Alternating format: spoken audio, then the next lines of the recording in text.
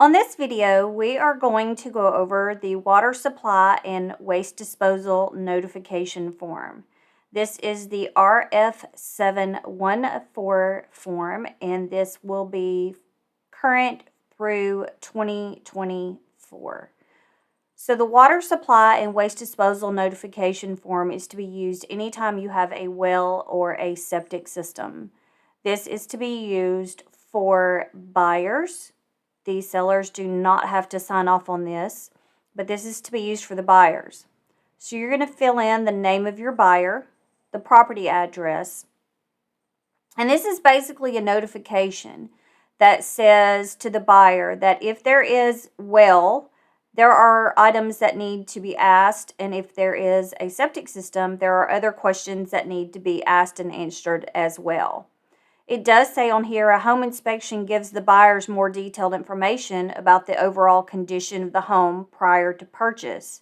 In order to make an informed decision and for your protection, buyers should consider the following information. A home inspection does not address water supply and waste disposal systems. So if your buyer is concerned, you can have the well tested. And in that aspect, what I mean is you could have somebody come out and check the mechanicals part of it, but you can also have the water tested. Now, there are very few places that have that done, but it is possible to get the water tested. In regards to the septic system, I will also show you how to access the information for your septic permits. The listing agent is a source of that information, but we can also show you where to find that. The paperwork through the state will give you a lot of that information, but you will need to have this form signed by your buyer in order for your packet to be complete if your property is on well or septic. So one of the things that it says is there a well? Is there a spring? Is there a cave? Is the well currently shared? Many years ago, they allowed people to share wells, especially family members, so it would be shared across property lines. If it is shared, is there something in writing that shows how it's to be maintained? Can a well digger's report be obtained? It's very rare that the state will have anything on file on that as far as how deep it is or anything of that nature. Is the system owned or leased? I've never had anybody lease a well. Where is it located on the property? Reason for this is because it has to be at least 50 feet away from your septic line. Is it recorded? Again, they don't really keep those records, so it's hard to find that information unless it's newer. The quantity, how many gallons per minute does it pump? Chances are they're not going to know that answer. Who is responsible for the maintenance if it's shared? Does it meet state and water standards currently? Again, you can test it for coliform. You can test it for E. coli. Those are the two most common tests. However, some places, especially if you're getting a water filtration system, they're going to test it for other minerals. I suggest going with either the state or somebody like Tennessee Tech will also test the water. Of course, if there's a water purification system in place, you do need to know if that is owned or leased, because that lease can carry over as a lien to the buyer. Waste disposal. Tennessee counties are charged with the responsibility to keep the records of each private septic system. Now, some counties, such as Cheatham County, did not keep records prior to 1978.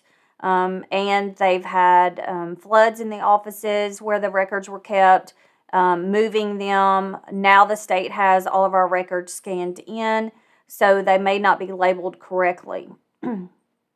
But it does say if the reports are not available, the buyer may want the system dye tested to have the tank and field lines located. The buyer may, for a fee, obtain a septic system inspection letter from the Tennessee Department of Environment and Conservation. We can request those due to the amount of time that it takes to receive those. We have started going with independent companies. If you need a list of independent companies for your buyer, please let me know.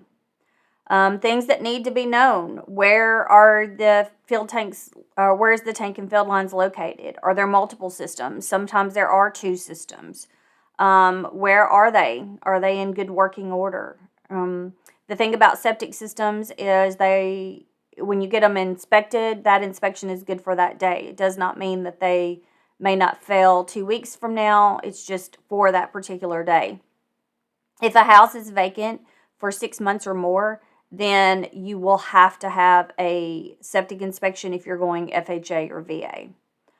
System specifics. What is the capacity in regards to the bedroom ratio?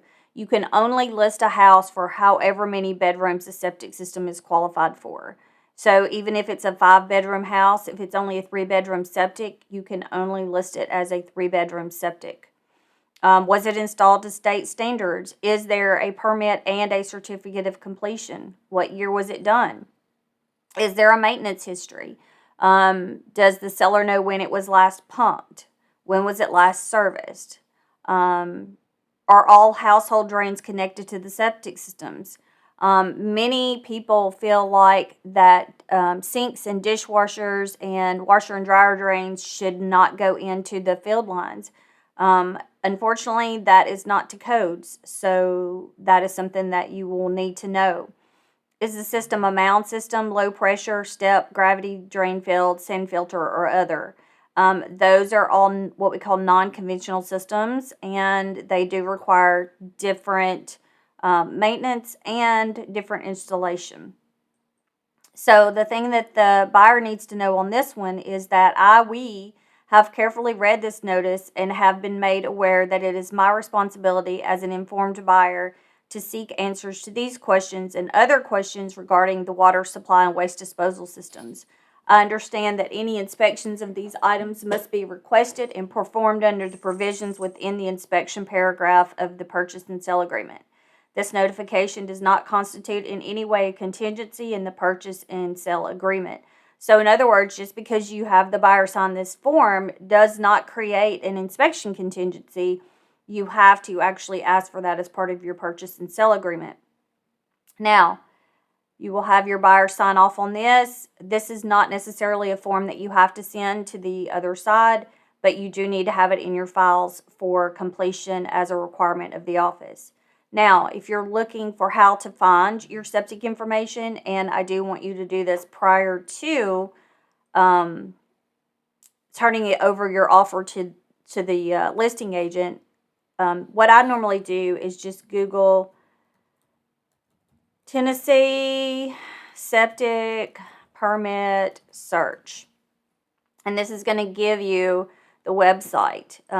So it's tdec.tn.gov/filenet search. So the thing about this system is that you have to search in multiple ways. You can't just try one and see where it goes from there. So we're going to use one of my listings, which is 1370 Prim Road. So obviously I'm going to select Cheatham County. And so the first thing that I'm going to do, and the less information that you put in here, the more likely you're going to find your results. So the first thing that I'm going to do is do Prim Road and submit. Now, you see that there are a lot of Prim Roads. So you can scroll down through here and you can look and see, do you see 1370? Well, 1370 is right there. So you click on View Download, and then that'll give you the information that you're requesting. So you'll see your application for where they originally applied for it.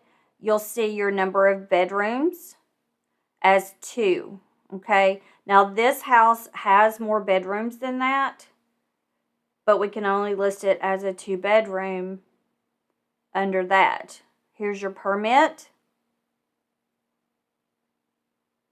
This shows you the front of the house. Now, there can be a difference between your permit and your certificate of completion on where they ended up putting it. That is not a problem. So this is more information. It says in 1997, the septic system was unapprovable, poor tank creek gravel. So you have to provide all of this information. Now, if your buyer has questions, obviously we are not certified in tank installation. You may want to encourage them to have a septic inspection done, or you may want to have them talk with somebody in the septic field. So let's go backwards here, and let's just say that we couldn't find 1370 Prim Road. Well, the tax records also will give you a map and parcel. So you can come over here to the left side. You can put your map, which in this case is map 59, parcel number 053.00. And there it is again. Okay. You can also search by subdivision. So your tax records also show what subdivision. This one is Bethany Hills. And my lot number is 17. And there it is that way. Or let's just say that the only thing that you know is who owned the property. Now, you may have to go back to prior owners as well, and you can find that on your tax records. But there is that information as well. So hopefully this gives you a little insight into how to navigate the water supply and waste